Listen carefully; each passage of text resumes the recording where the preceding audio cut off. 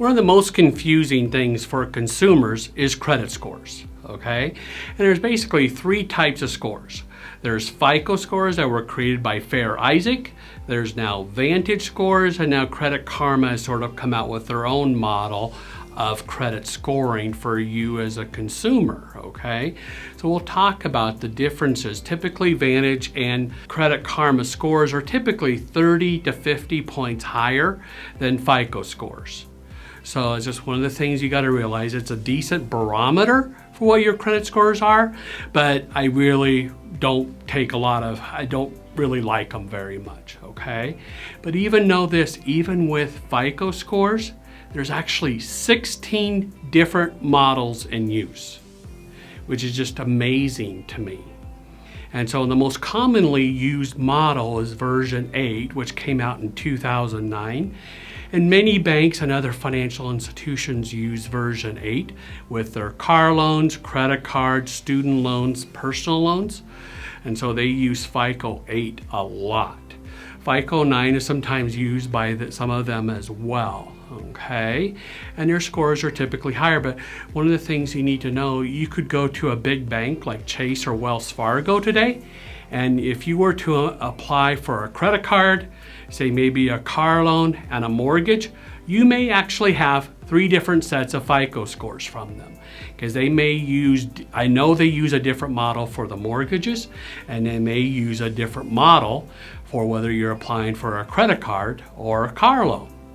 And know this, like say with car dealers, they typically use version 8 or 9, but their version of that model is tweaked to reflect more importance to your installment loan payment history, because an installment loan is like a car loan. So they want to know, are you good at repaying installment loans like other car loans, okay?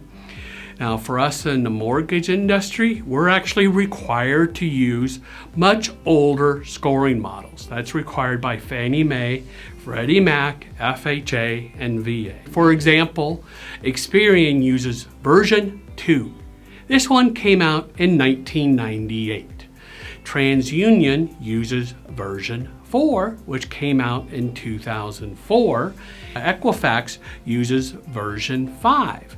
So we have to use these much older versions, which typically always generate lower credit scores for you than what you will see online for yourself, or say at your bank or other financial institution.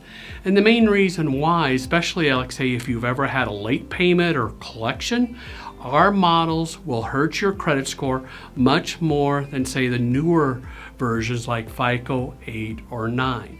For example, let's just say you had perfect credit. Let's just say an 820 credit score, and you had a late payment on a credit card 3 months ago.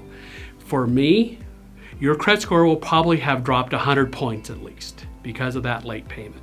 But with FICO 8 or 9, it maybe only dropped 60 to 80 points. So that's the biggest difference between the models. And so we as a mortgage industry are required to use these older models. Another thing I'm starting to see consumers do is adding their utility account payments to their credit reports. Now that helps your scores with FICO 8, 9, and 10, but it does nothing to help your credit scores for our credit reports on your mortgage. So just realize that. And you know, if you don't know what your credit scores are, it's incredibly important for you to sit down with a professional mortgage lender like myself 3-4 months in advance of when you think you're going to buy a home, so we can review your credit. Sometimes we can do rapid rescore to really improve your credit quickly, but it's your credit is so important because it will impact whether or not you're approved, how much you can be approved for, and what your monthly payment's going to be. So please, contact me. You can always text me at 303-881-6374, and feel free to subscribe to my channel so you get more great information like this every week. And also please share this video with others.